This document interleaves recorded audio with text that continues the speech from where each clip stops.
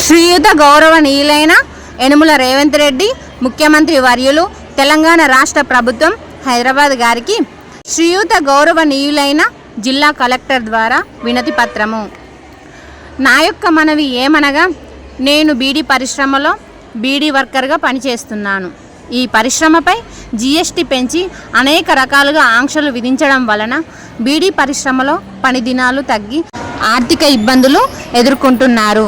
అనేక పోరాటాల ఫలితంగా గత ప్రభుత్వం బీడీ కార్మికుల జీవనాభృతి కింద 2016 రూపాయలు అమలు చేసింది. 2014లో కట్ ఆఫ్ తేదీ విధించడం మూలంగా ఇంకా 50% మంది బీడీ కార్మికులకు జీవనాభృతి అందకుండా పోయింది. గత అసెంబ్లీ ఎన్నికల సందర్భంగా చేయూత పథకం కింద బీడీ కార్మికులకు ప్రతి నెల 2016 రూపాయల నుండి 4000 రూపాయల వరకు ఇస్తామని ఎన్నికలలో హామీ ఇస్తూ తమరు ప్రకటించారు. ప్రభుత్వం అధికారంలోకి వచ్చి 2 సంవత్సరాలు గడిచిపోయినా నేటికి అమలు చేయలేదు.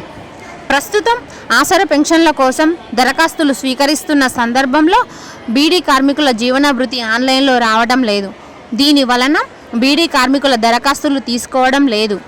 కావున ఎన్నికల హామీ ప్రకారం చేయూత పథకం కింద మాకు ఎలాంటి నిబంధనలు ఆంక్షలు లేకుండా ప్రతి నెల జీవనాభృతిని అమలు చేయాలని విజ్ఞప్తి చేస్తున్నాము.